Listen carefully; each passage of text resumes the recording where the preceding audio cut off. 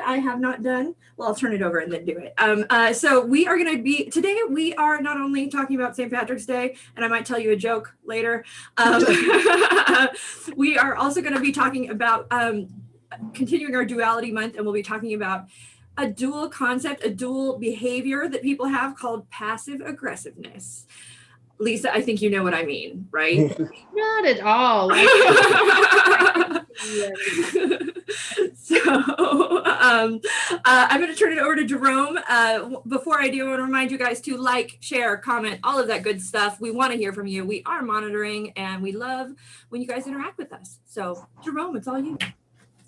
As Brooke mentioned, happy early St. Patrick's Day, everyone. We're excited to kind of theme our live based around that.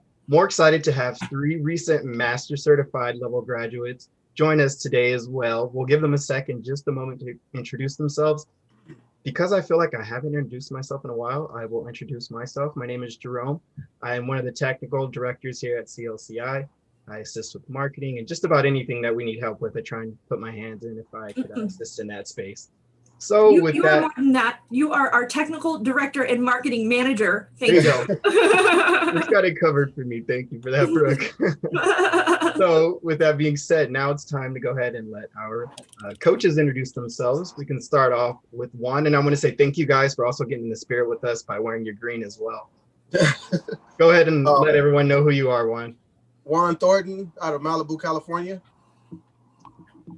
Awesome. Yes, you are Malibu. You made every single one of us jealous in class by standing right in front of the beach. So thank you for that. No, anytime.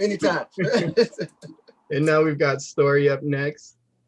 Hey there, I'm Story Lynn. I am an empowerment coach. I primarily work with women in transition, helping them to create joyous lives. And I'm based in Sarasota, Florida. Welcome.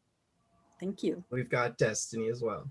Hi, I'm Destiny Nicole. I'm in Chicago, Illinois. I help women with ADHD get a handle on their lives. Nice. Welcome. That is great. And we've got our leprechaun. We need to talk, Destiny. We need to talk. Let's do it. I was thinking of saying that. Maybe she should coach us all. Yes. And now we've got our leprechaun who can introduce herself over there. I was told I look like something other than a leprechaun. Welcome. Thank you so much for continuing following us, liking us, sharing us. We're excited to share today with 3 level 2 graduates from this last weekend. It was an amazing class. My name is Lisa Fink, owner of CLCI.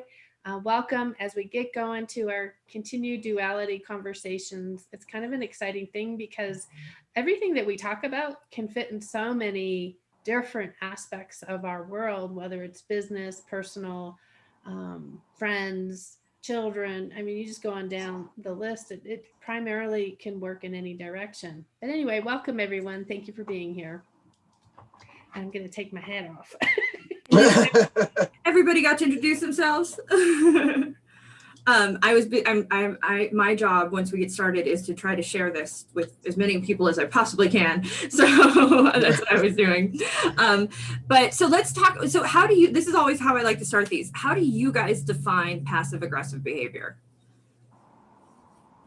And anybody can join in. We just, I can start. I think passive aggressive behavior is ultimately defined by you reacting alternately to your true feelings. So giving an opposite response to whatever you're internally feeling at the time. And it doesn't have to be necessarily aggressive. I think the term itself kind of is leading in that sense, where it kind of presents you to believe that it has to be something that is very apparent. But I think it can be very subtle in some moments. So well, I think that's the duality of it, right? That's that passive element is that if it was aggressive, we'd be like, oh whoa. But the passive makes it innately kind of hidden, and innately kind of, you know, it's that where that underhanded feeling kind of comes in. Right. Juan? I agree with that. Yeah. I mean, it's either passive or aggressive individually, but the combination of the two, you feel the And but like Jerome said, it's kind of a misnomer because when you hear aggressive, you automatically think of action. Agreed. And in this, a lot of times the action is not something we recognize right away. Right. Right. The anger you can recognize right away, but the passiveness sometimes gets a little hidden until you spend some time with it and you go, wait, I didn't like that. I didn't realize what I was hearing. You know what, Lisa? I think that's such a great point, because when I think of passive aggression, I think of that incongruency, but I also think of that even though when one is passive aggressive, we think it's hidden, but everyone gets a sense when someone's passive aggressive. It's like you can feel it. You can feel it. You can feel it. There's this spider sense. It's like that. Where do you feel it? When you feel it from someone else and they're being that way with you, where do you feel it? I feel it in my gut. Yeah. I feel it in my gut. It's like when someone smiles at you through gritted teeth. Right. Yeah. Oh, it's so nice to see you. And you're like, oh, that doesn't ring true, right? That's that condescending, that like condescension, that patronizing, that sort of where like it's that in your right. It's the incongruency, as Jerome said, of the inside's not matching the outside, the intention not matching the action, right. And the emotions really being sort of kept in. It can come up in a lot of ways. How have you guys experienced passive aggressiveness? I can tell you today, I was passive aggressive. We were driving to the airport. My husband's with me. He's trying to tell me what to do. And I said, enjoy the journey.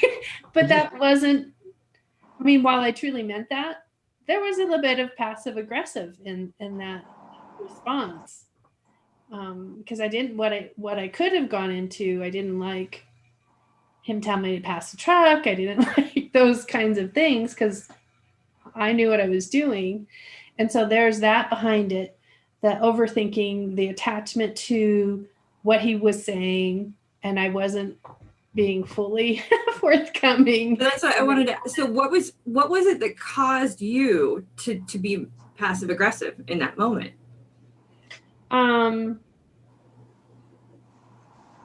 What caused me to be passive aggressive? I think just the tone of authority, not helpfulness that I received, and I got triggered. And it wasn't bad. I mean, obviously, I just enjoy the journey. What were you? That is even still an example. Go ahead. Yeah. No, but my question: why not share the emotion though? That like I know what I'm doing. I did that once. So the second time. Oh, okay. So then the second time it was just to avoid the conflict. Then that's what I'm just asking, because it's one of my next questions was, what do you guys think causes somebody to be passive aggressive? Mm-hmm. Avoid the conflict. Avoiding. Yeah, it's avoiding. It's a sense of feeling safe or trying to protect someone else.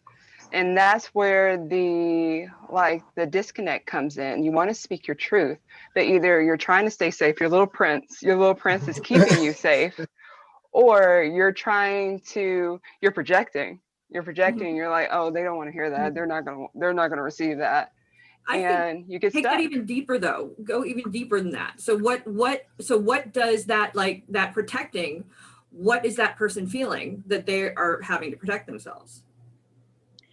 I think that there's a lack of trust, a lack of trust in themselves. Just that I can speak my truth, I can be straightforward and still be accepted and still be okay in the world.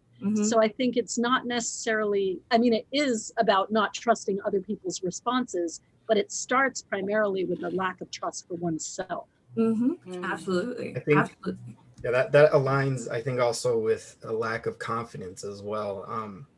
One of the more memorable instances of passive aggressiveness that I can remember as far as examples are concerned, and I think maybe all of us can possibly say that they've experienced this. No, never. Only you. Some of us, I know in elementary school, I know in elementary school and middle school, a lot of my teachers, they would, when a moment of class kind of unleashing around them, they ask the class to quiet down. And one of their favorite phrases would be, I'll wait.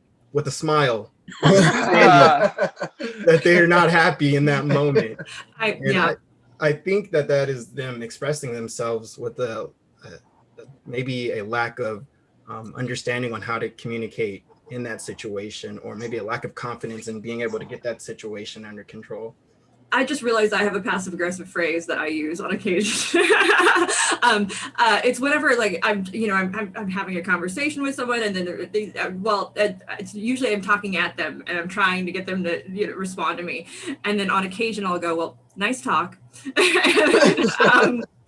Yeah, that's a passive aggressive phrase right there. I was passive aggressive today. I was passive aggressive today at a store, and I was in a hurry, and I'm waiting on some type of customer service.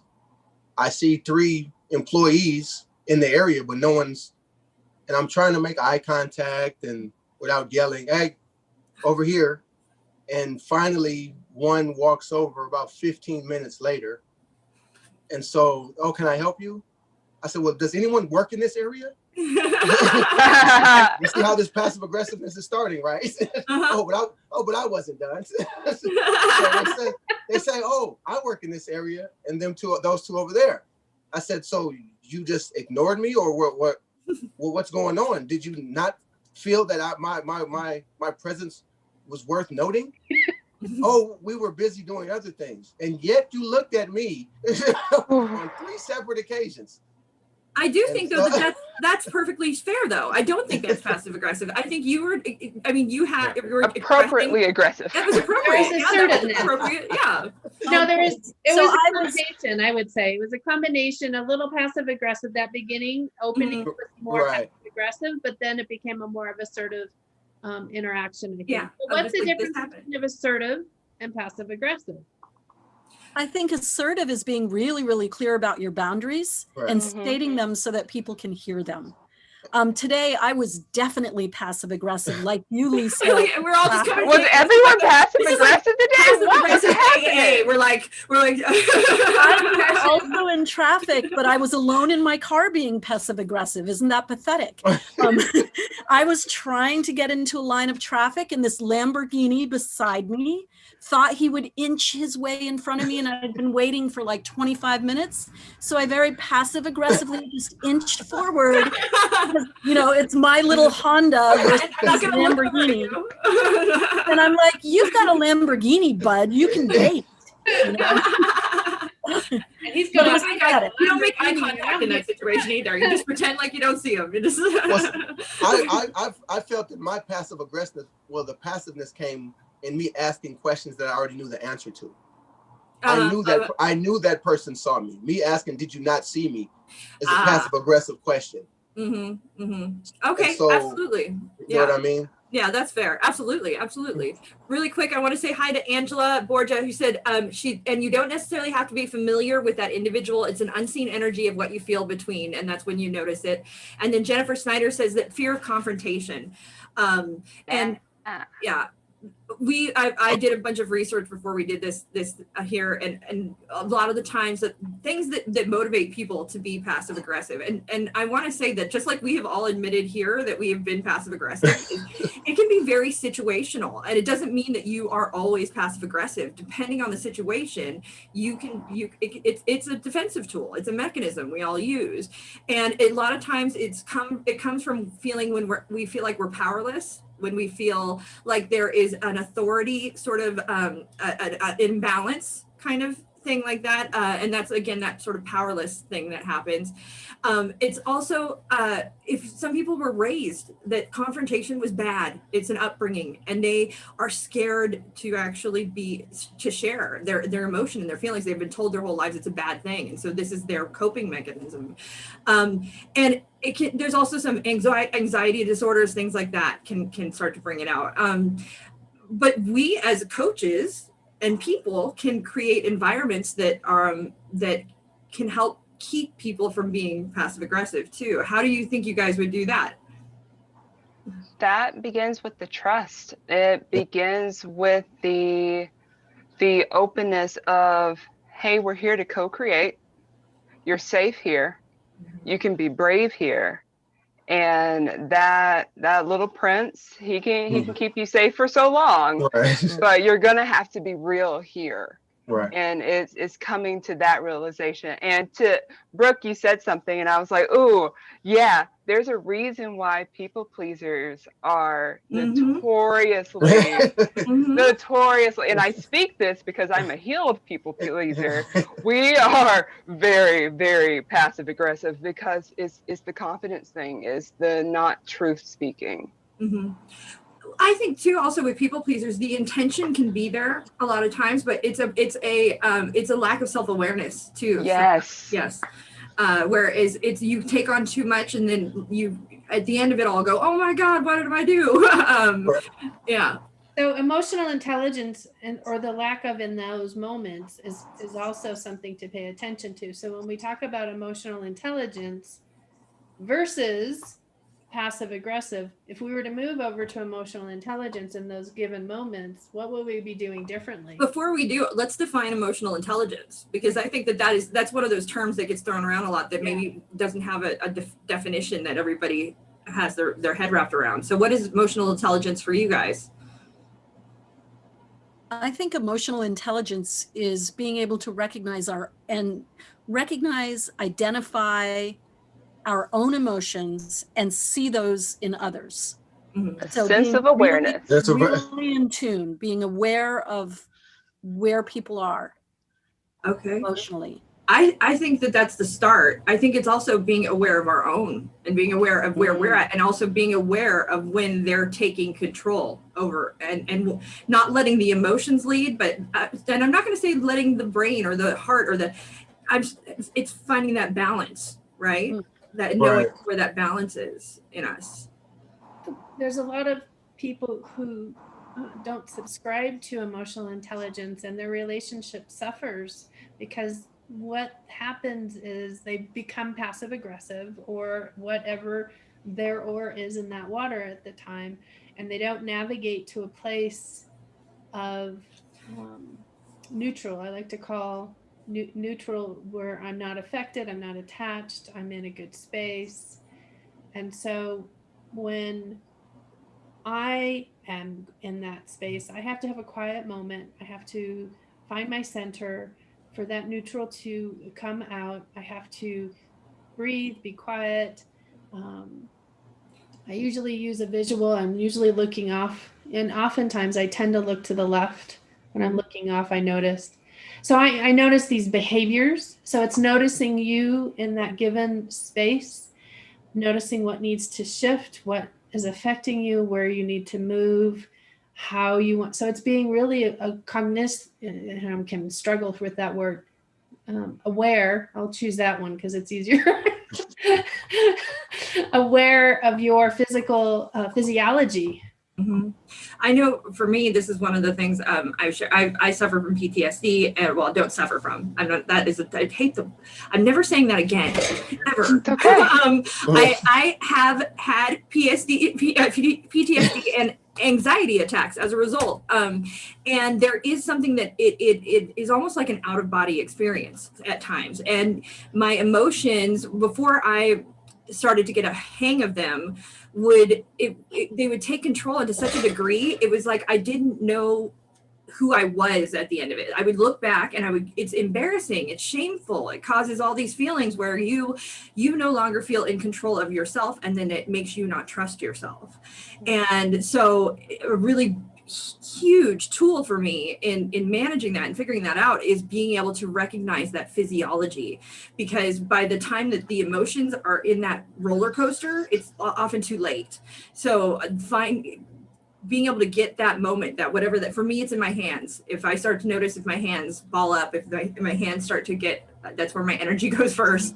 So noticing that, and then also being able to recognize in the moment too. Once the ball's rolling and go, oh, this is happening, I need to disengage. I need to disengage. I need to disengage. And you know what, Brooke? I find that for parents, having that emotional intelligence is so essential. Because when your toddler or your child is absolutely flipping out and losing it, that's when they most need you to be emotionally aware and conscious, so that you don't lose it too. They need to know that at least one person has control. Kids have it made. I mean, I want to be able to throw tantrums whenever I mean, why can't I express like that? Brooke, you have to be an adult and schedule your tantrums. That's the only difference. You just schedule them. Thank you. And like the teacher, I'll just say it here, we do that with kids a lot, and children will say something like, so you're just going to leave that on the floor? Mm-hmm. Which is a passive aggressive way of saying something. So we're training. Yeah, I mean, it can start as far back as that, and that's, I mean, really.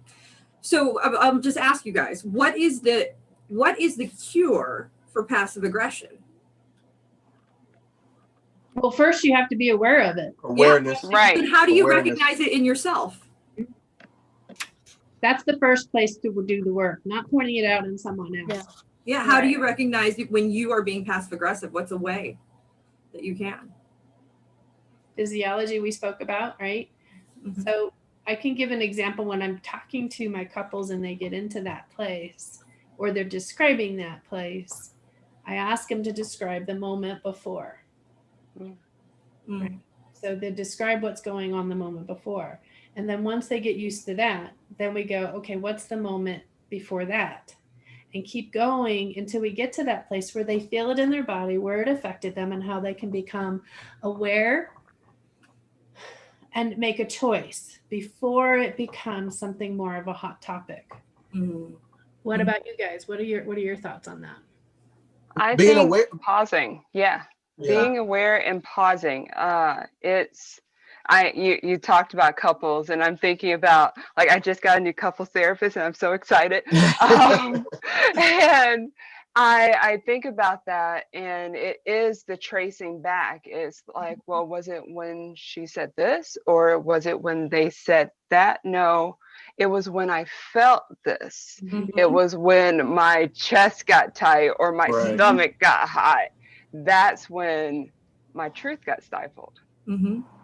That's what's funny is I'm writing an article on coach niching, and but in the article there's a lot of discussion about neuromarketing. And what's funny is when you're studying neuromarketing, that decision making goes into that, and we make so much of our decisions are made from emotions first, and then we justify the decision with our logical brain, but the decision's already been made at that point. So that like what Lisa said, that moment before, and knowing that moment before and identifying that emotion can then inform a lot with regard to what your decision was in that moment, and if it was to be upset. Because a lot of times when I'm reacting, sometimes I don't realize it's not at all about the issue. It's about something else, right? It's about something else I'm feeling, something else going on. And this is a symptom of something else. And it's really always about me and something going on with me on the inside. So again, that I love that moment before thing, because I think it can inform a lot about what it is that we're feeling. And that's another step, right? Taking a moment afterwards to identify why you acted as you acted, and so that maybe then you can be more aware in the future. And a lot of times what people have said is that they were reminded of something, whether it was a past experience with that person they're interacting with where they didn't speak up, or a past relationship, and you go on down that list. But then you bring it back to, okay, so here and now, being aware of that, where would you like to be, and how do you want to be in that place? Mm-hmm.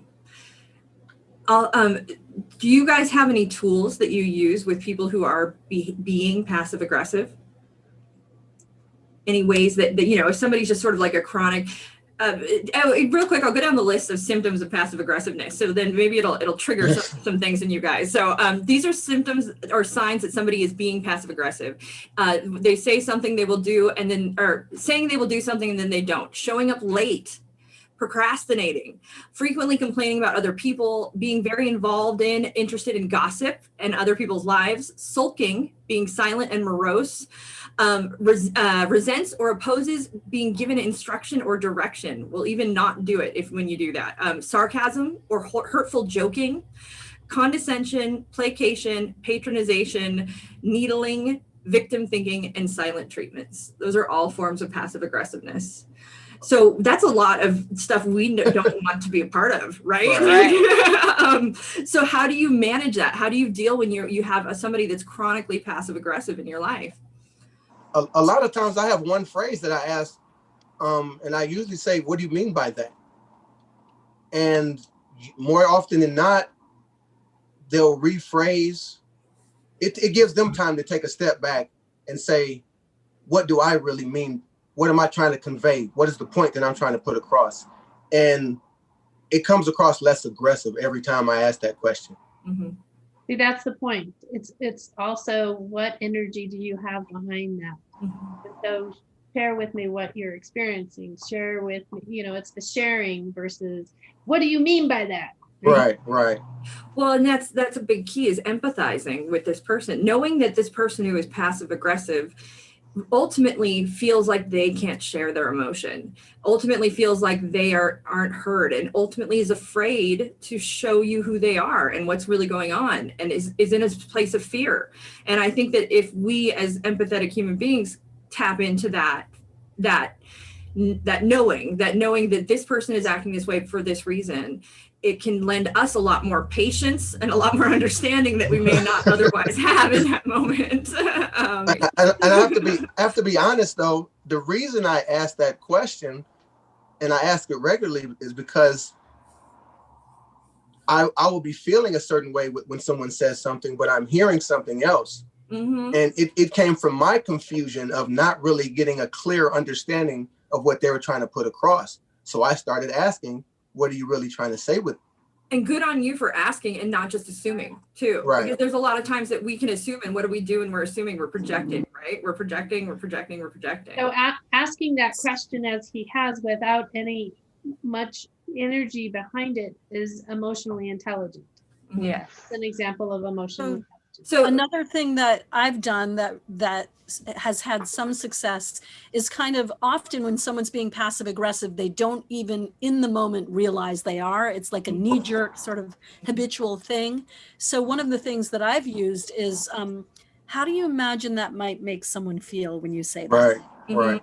Or when you don't show up, or when you don't do what you said you would do. What do you think the impact of that is? What kills me is that concept of somebody who, when you bring up the don't showing up and everything, is that sort of calculation that goes on in it's, mind you, this is me getting like, this is manipulative,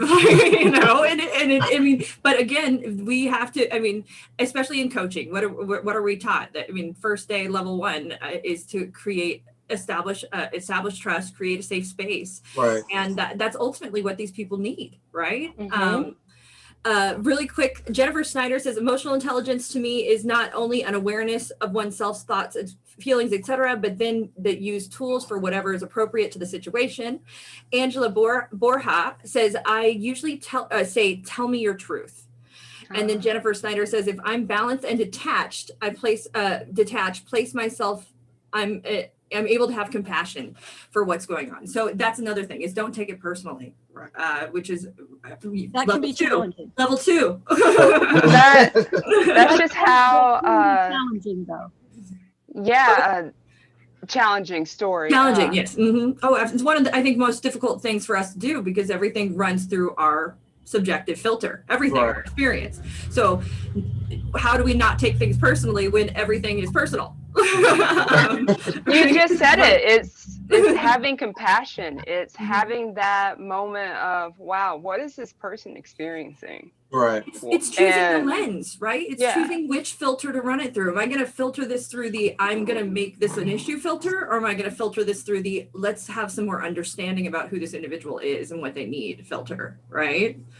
Another approach that I've used, especially with teenagers, is what I've like granted and asked for back is permission to be human. Mm-hmm. And so when I slip, when they slip, I'll be like, permission to be human in here.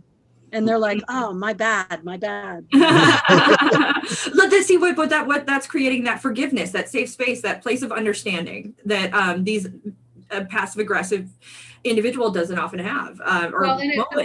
It opens up for the possibility of a further dialogue versus just stunting the conversation. One of the greatest tools I learned, I started managing people at a very young age. And one of the tools my mentor gave me when I was anytime somebody who is working for you is not doing their job, ask yourself first what your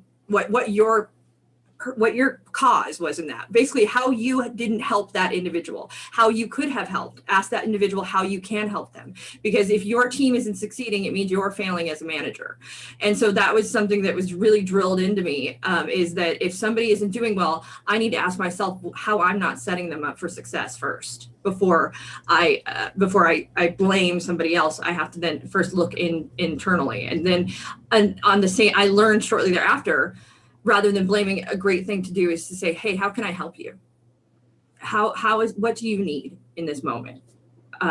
Because sometimes that's enough to get people to go, oh, wow, okay. Because sometimes people start reacting defensively because they're defending themselves. And if you make yourself an ally and not in opposition, it can make a huge difference. That's at least a tool I found. Jerome, you have been quiet over there. I was thinking the same thing.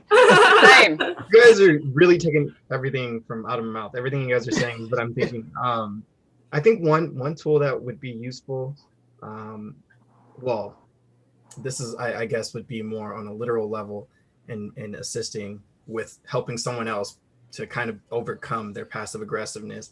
Something I saw while I was also doing a little bit of research prior to going live today was an emotion wheel, which is really, I think, a really cool tool that can help people define what state they're in. Because sometimes we'd like to think there's only, 5, 6 emotions, which I think there are 5 or 6 main emotions.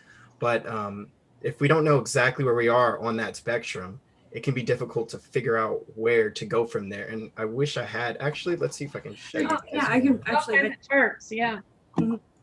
It's one of those, they have charts there. They use them all the time with children, with great tool. But as adults, yeah. Boy, howdy, can we use that? Yeah. I have them in doctors' offices, those little faces. Yeah, the smiley faces, exactly. Yeah.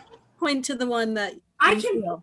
So many times I can't identify what I'm feeling until I'm out of the situation, especially as empathetic people, because sometimes the emotion can be really overwhelming. And so it's hard to identify. Oh, wow, that's overwhelming though. That's a lot of color. That's a lot of stimulation all at once.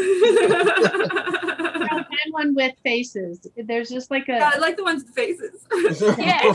We need pretty pictures, Jerome. Don't ask us to read things. There's right there. There we go. Make it simple. Talk to us like we're 5. Please. I was saying to somebody yesterday, I was like, I just wish people would realize I'm 5 years old and stop expecting me to do things like laundry and be responsible. And I don't want to adult anymore. I just have to be a kid.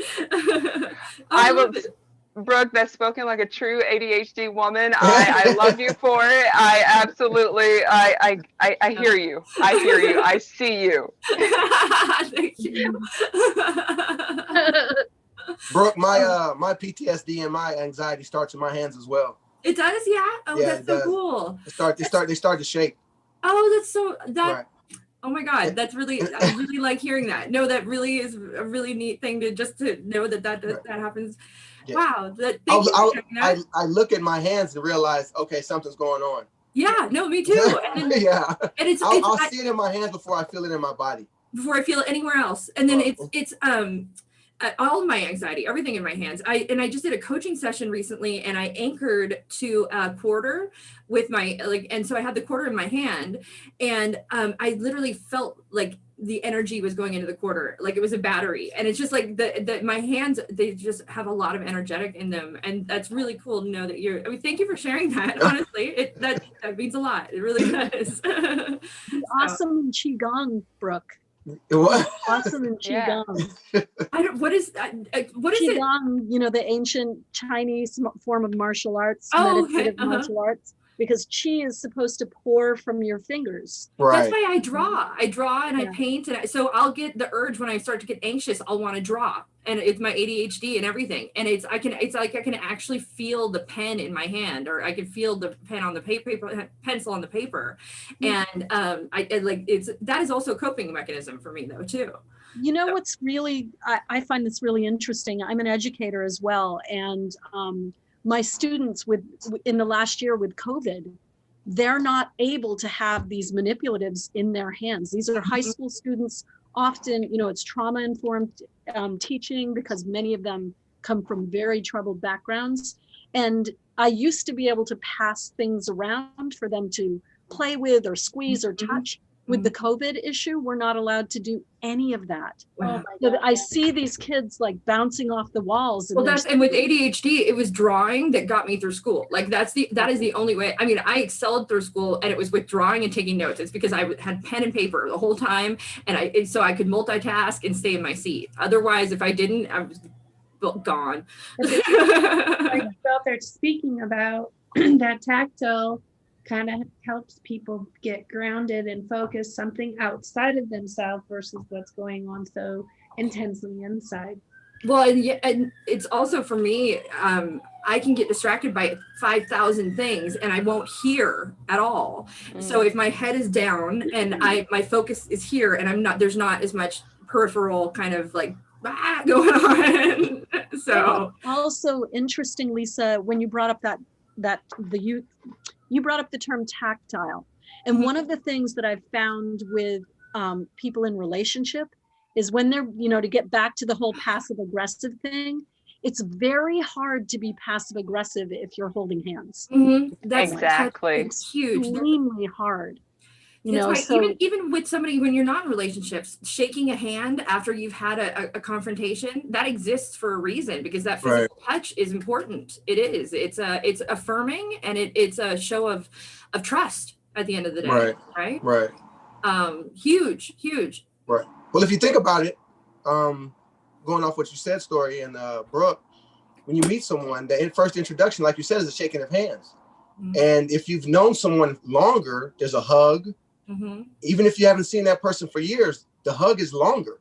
And the longer you have contact with somebody, that shows the bond that you have with that person. And affirms it. It affirms right, and it affirms it, right? So people, the couples to hold hands. Don't you all agree, though, if we, you know, getting back to the topic of passive aggression, that it's almost impossible to be passive aggressive when you're touching someone? Oh yeah, it's perfect.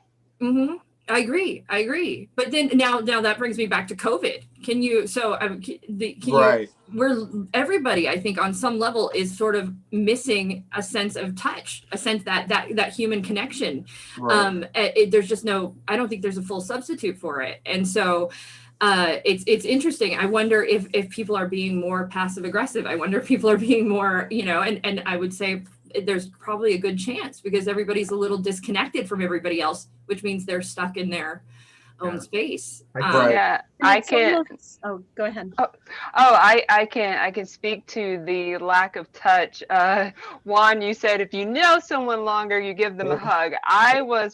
Before COVID, I was the person who would be walking down the street. Hi, how are you? And the person would look at me and they're like, I don't know you, but I need to give you a hug. Or I'll be in the grocery store and help someone. And they're like, I don't know you, but I need to give you a hug. And that, like, I live with my partner. I have a toddler. I get that touch. But that has been lacking. It has been so empty. And I think you are right, because I've seen. And I never identified it as passive aggressiveness, but it was that unease that people have with each other now lately. There's this uneasiness that it's that distance. We're not connecting. Right. Yeah. But I think it's magnified, even though I'm a big believer in masks, I think it's magnified by the fact that it is so much harder to read emotions when you're missing half of your face. And we've lost the gesture of handshaking. We've lost that gesture of what hugging. Are smiles? And we can't see people smiling. I mean, we can try with the eyes, but you can see what their eyes are doing. So, as long as they don't have too much Botox. Right. Okay, well, I can't help that side of that, but the bottom line is, you know, we have to make some adjustments so that people are getting that sense of community and touch and connection. And it's all about that connection, soul connection, as I like to say. So that soul getting touched, how do you think, if we're not wanting to get passive aggressive, how are we getting our souls to touch that is actually going to feed us versus? I think what everyone's been saying. If you feel in a safe space where there's no judgment, if you feel like you're in that safe space, I mean, in this environment that we have right now, I believe that's the best we're gonna get. I think checking in is huge. I think taking that moment to that, like being a coach, honestly, can help. I mean, be curious, check in, don't have judgment, and say, go to people one-on-one and be like, hey, how you doing? What's going on? Right. And then affirm, you give them that validation, give them that sincere validation, be vulnerable yourself and open up on an emotional level if you can't open up on that physical level, and take that extra step to just go, hey, wanted to check in with you and see how you're doing today. And then giving kudos too. I think that's another way. Like today, everybody at CLCI today got a text message from me that every single one of them that was like, hey guys, just want to tell you I love you and I appreciate you. Which is important, so important. It is. But I think that taking the moment to do that. Behind the scenes here. That's my way of hugging them without being able to hug them. So, but I mean, for coming from somebody who touch is one of my languages of love, and so lacking that, definitely there are times when I just feel I'm so glad I have cats and weighted blankets. I don't know what I would do.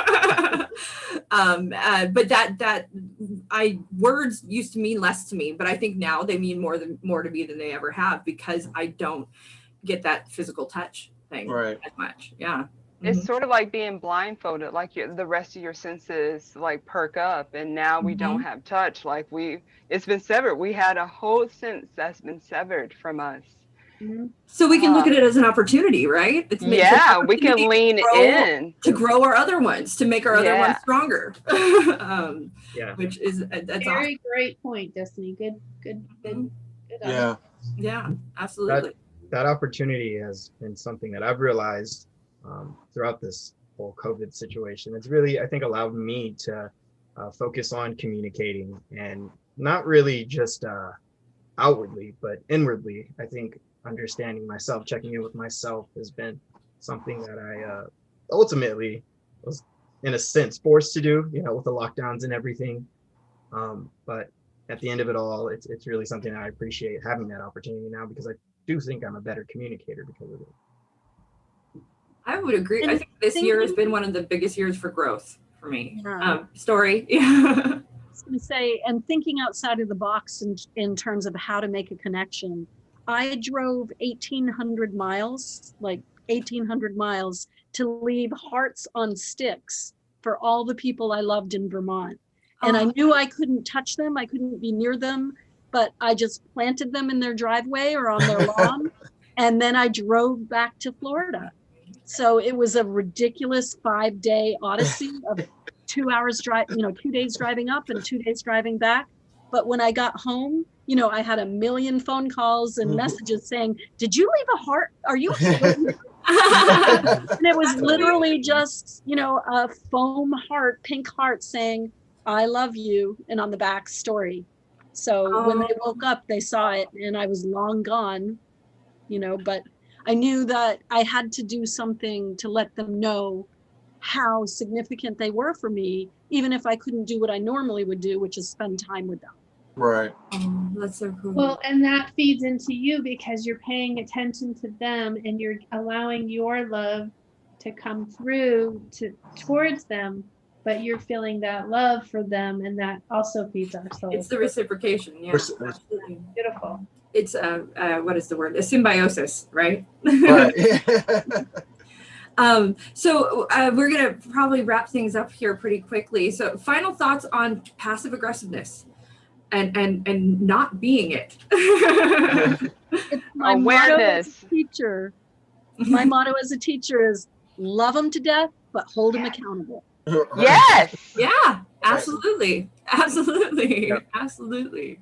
And that ties into my, I think, takeaway is communication ultimately is really key when trying to overcome passive aggressiveness or dealing with it. Communication has to happen. I'm going to build on top of that, though, too, and say that communication means not just sharing your side, but being able to hear their side as well. And being open to that and receiving that in such a way that doesn't scare somebody or create a sense of fear in them. And be patient. Be patient with Yes. yourself, be patient Right. with the person you're speaking with.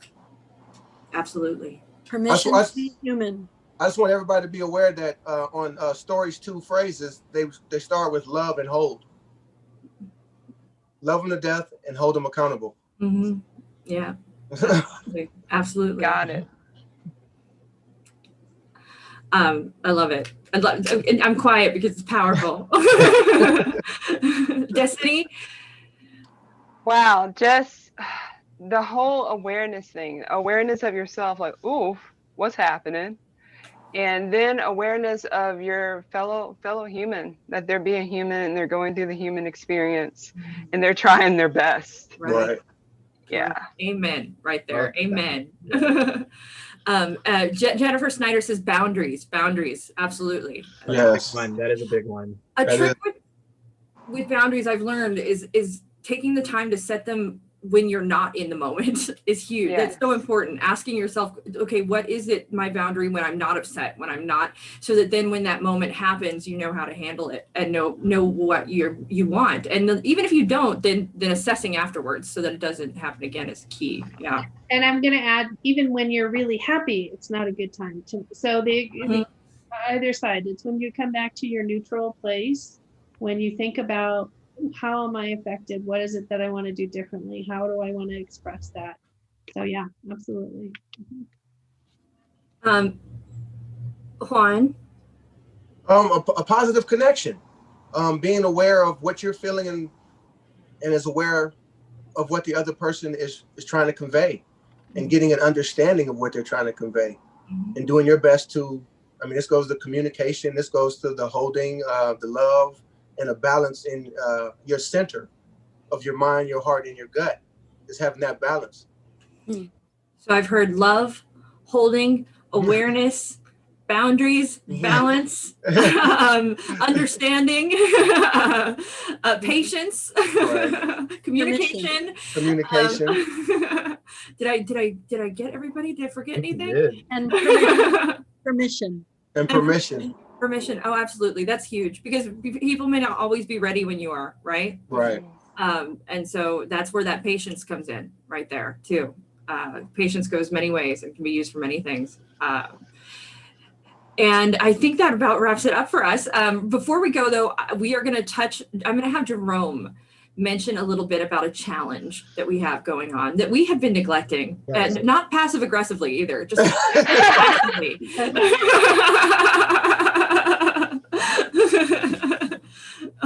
So we will go ahead and speak about it, which I kind of had some agreements on you guys joining in. I'll let you guys decide for that after I explain it a little more. I'll check in with you guys to see if you guys are going to be willing enough to go ahead and join us in this. So what we're doing is called the CLCI How-To Challenge. And with that, what we're asking everyone to do is to essentially go out and this can be done on Facebook or it can be done on Instagram. Create a how-to video. It doesn't have to be live. It can be something that's pre-recorded and you post. And what we want to do is have people show pretty much what they know how to do. It's a pay-it-forward type challenge as well. So we want to get as many people involved. So I'm going to try and shift it over to exactly how you get. So there is an award for actually, we're going to be drawing a winner at the end of this challenge, which, correct me if I'm wrong, Brooke, that'll be March 24th, correct? March 24th, yes. Okay. Mm-hmm. So about a week out. Peru? Is What? the trip to Peru? The prize is actually going to be material that helps support you in your business adventure as absolutely for anyone. Yes. Anyone. Anyone is also allowed to actually hop in on this challenge. So it doesn't have to be a coach. The actual prize that we're giving away, it's not just one, it's 3. We're going to be giving away 3 per stream accounts here on Restream. And we're using this. We're streaming now on our YouTube channel. We're streaming on Facebook, and we're also streaming on our website. And that is allowed to be done so through Restream. There's all types of graphics that you can utilize to brand your content when you're actually streaming and stuff like that. It's a super awesome software. Each pro plan is worth like $490 typically. So the fact that they sponsored us and gave that to us to give to you guys is pretty amazing, and we're very grateful for Restream for that. To Restream for that, and they're awesome too. You guys can monitor comments in all of those places at this, while you are streaming from Restream. Like Jerome said, you can put graphics up. There's a lot of really cool things that you can do. And so the how-to though, don't get disheartened or think it has to be a big production. This can be any kind of how-to. Give us for instance, or an example. One of our students, Sue, she's put up several videos. She's put up how to start a campfire. She's put up she's building her new floor I can't remember which room now. I know she already did her bathroom. I think it's her living space. She's adding a floor. She's got that done a couple of times. So you can put anything that you know how to do.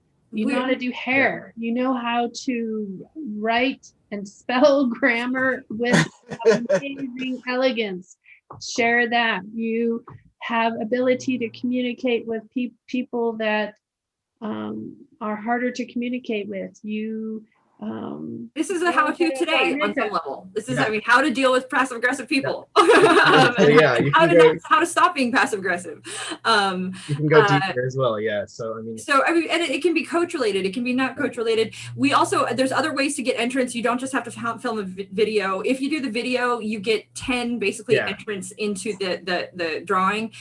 If you challenge somebody else, the videos, you can put them up on Facebook or YouTube, and you just want to hashtag how-to or CLCI how-to, hashtag CLCI how-to. And then also if you share our post, you get entrance. There's a certain number of entrants. If you like our post, you get a certain. You want me to run through the points quickly? Yeah, give me the points. Okay, so how does it work? How does it all work? Yeah, how do you get points for actually being thrown into the raffle for winning Restream? So Brooke mentioned if you actually go ahead and submit a video, that's 10 points. And then again, we set it to pay it forward type deal. So if you tag someone in that video, then you actually get an additional 3 points. So it's 13 points there. I wouldn't say like drawings, basically. So it's not like, whoever has the highest points is going to win. We're going to, you just get more. It's like a raffle almost. There you go. Points worth of drawing. I should just say that's the amount of raffle entrances you get. When I say point, we'll say 5 raffle entrances for actually sharing. So since we'll do this as one of the videos. So since this is a how-to video, if you share this, you get 5 entrances. And then if you comment on this, you get 2 entrances, and then a like is 1 entrance to it. Dan, Alexa says hi and great discussion, by the way. Hi, Dan. Good to see you. See you next week. Yeah, I know. See you next week. Jennifer Snyder says, thank you for the live sessions. It helps her as a new coach. So thank you, Jennifer, for watching. We appreciate you. But okay, so did I interrupt you? Did you get through? No, that was it. So quickly, 10 points for creating actually your own video, 3 points for tagging someone in that video, 5 for sharing a how-to video, 2 for commenting, 1 for liking.